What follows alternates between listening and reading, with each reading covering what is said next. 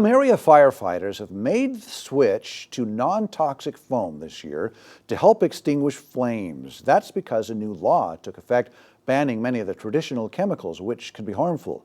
Action News Now reporter Chloe Curtis shows us how the new foam is working. Chico firefighters have been using a foam developed in Chico to extinguish flames like these, but now they can worry less about runoff and health impacts.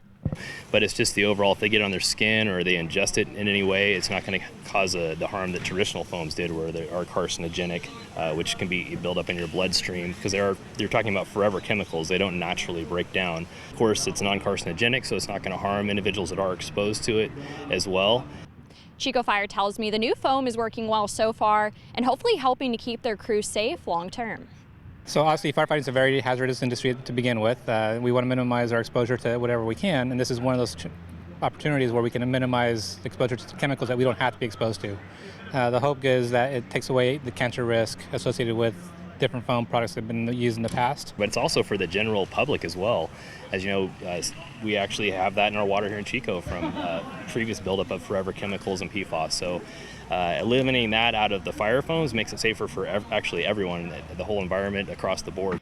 Miller says the Chico Fire Department is part of more than a dozen fire departments that have already made the switch in California.